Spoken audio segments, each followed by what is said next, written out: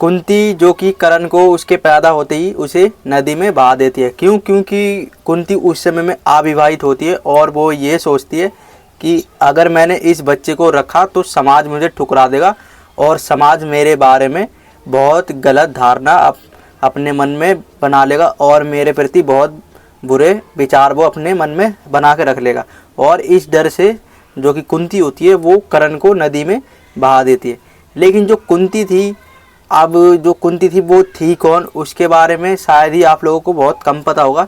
तो मैं आपको बता दूं कि जो कुंती थी वो जो नागवंश के एक राजा थे कुंती भोज, उन्होंने कुंती को गोद लिया था। कुंती जो कि यादव कन्या थी, लेकिन जो नागराज थे जो कुंती भोज थे उन्होंने उसको गोद ले लिया था। अब जो कि कुंती भोज कुंती को पालने लग जाते हैं। तो जब कुंती बड़ी होती है एक समय में, तो कहा जाता है कि जो कुंती थी उसके पास एक समय में ऋषि दुर्वासा आते हैं। अब जो ऋषि दुर्वासा थे, जो कुंती थी उनकी वो बहुत ज़्यादा सेवा करती है और उनके बहुत ज़्यादा अति सत्कार करती है। इससे जो ऋषि दुर्वासा होते हैं वो उनसे बहुत ज़्यादा प्रसन्न हो जाते हैं और उनको वो वरदान देते हैं कि इससे तुम कुछ भी प्राप्त कर सकती हो, तुम किसी भी देवता से कुछ भी ले सकती हो। तो जो कुंती होती है, अब जब ऋषि दुर्वासा वहाँ से चले जाते हैं तो जो कुंती होती है, अब वो जो वरदान मिला था उसका वो टेस्ट लेना चाहती थी, उसका परीक्षा लेना चाहती थी। तो वो अपनी बालकनी में देखती है कि जो सूर्य देव होते हैं वो उदित हो रखे हैं। अब वो जैसे सूर्य देव को देखती है तो जो कुंती थी उनको वरदान याद आ जाता है और वो सूर्य देव से कहती है और उनका आह्वान करती है। अब जैसे ही सूर्य देव आते हैं तो कुंती सूर्य देव को कहती है कि मुझे एक पुत्र चाहिए जो कि दिव्य हो।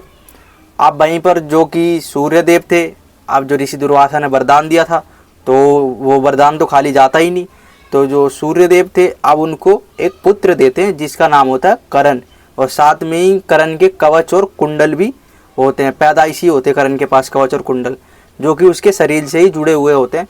और जो कि कवच और कुंडल होते हैं वो इतने दिव्य होते हैं कि वो किसी भी अस्त्र शस्त्र को रोक सकते थे और वो उसकी रक्षा करते थे। जो कि आपने देखा होगा कि बाद में जो इंद्रदेव थे वो उससे दान में ले लेते हैं। लेकिन जब वो सूर्यदेव उसको पुत्र देते हैं तो जो कुंती होती है, अब जो सूर्यदेव होते हैं वो तो चले जाते हैं, अपना वरदान निभाकर वो देश चले जाते हैं कि मुझे अपना वो कर्तव्य निभाना था, तो वो वहाँ से चले जाते हैं। अब जो कुंती होती है, अब वो क्या करती है कि उसे याद आता है कि वो तो कुंवारी है और अगर उसके पास पुत्र है तो समाज उसे ठुकरा देगा कि अविवाहित कन्या के पास पुत्र कैसे आया। तो वो यही सोचती है और उसके बाद वो सोचती है कि अब मैं इसको अपने पास नहीं रख सकती हूँ, नहीं तो ये मेरे लिए आगे चलकर मेरे लिए ये बहुत कष्टकारी हो सकता है। क्योंकि जो कुंती थी वो तो देखो अविवाहित थी, भले ही वो माता बन चुकी थी, लेकिन वो इस चक्कर में रहती है कि अगर मेरे पास किसी ने पुत्र देख लिया तो समाज मुझको धिक्कारने लग जाएगा और मेरे ऊपर उंगली उठाने लग जाएगा। तो कुंती क्या करती है, कर्ण को गंगा में बहा देती है। अब जो कर्ण जब गंगा में बहा देती है वो, तो जो कर्ण होता है वो रो रहा होता है।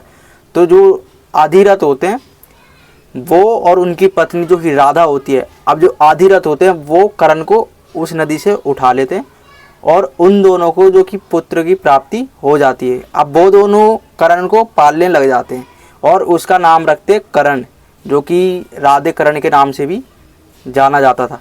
तो इस तरीके से जो कर्ण था उसका जन्म होता है, जो कि माता कुंती उसे बाद में त्याग देती है और जो कि कुंती होती है उसको नहीं रखती है। और जो कर्ण आगे चलकर इतना सर्वशक्तिशाली धनुर्धर बनता है, लेकिन जो कर्ण होता है उसे हमेशा यही सुनना पड़ता है कि वो एक शूद्र पुत्र है और उसका इसी बातों को लेकर अपमान भी किया जाता था। और आपने देखा कि कर्ण कितना शक्तिशाली था, जो कि अर्जुन से भी युद्ध लड़ता है महाभारत में, और जितने भी योद्धा होते हैं उनको तो समझ लो परास्त ही कर देता है। 2-3 ही ऐसे योद्धा होते हैं जिसको कर्ण शायद परास्त नहीं कर सकता था अपने जीवन में। एक द्रोणाचार्य थे, एक जो कि भीष्म पितामह, और अर्जुन को तो वो परास्त कर ही देते। क्योंकि जो कृष्ण थे वो ही हमेशा अर्जुन को बचा लेते थे, इसके चलते ही अर्जुन हमेशा बच जाता था। लेकिन अगर भगवान श्री कृष्ण नहीं होते तो महाभारत का युद्ध कुछ और होता और उस समय में जो कर्ण था वो अर्जुन को हरा देता, उसको परास्त कर देता। तो ये थी कर्ण की कहानी, जिसको कि माता कुंती ने जन्म दिया, लेकिन जो जन्म हुआ उसका वो कुंती के जो कुंवारी थी उस समय में हुआ। तो इस डर से जो कुंती होती है वो कर्ण को त्याग देती है और उसे गंगा में बहा देती है, जिसको बाद में अधिरथ और राधा उठाकर पालते हैं और उसका नाम रख देते हैं करण, और साथ में उसको राधे करण के नाम से भी आज के समय में हम जानते हैं।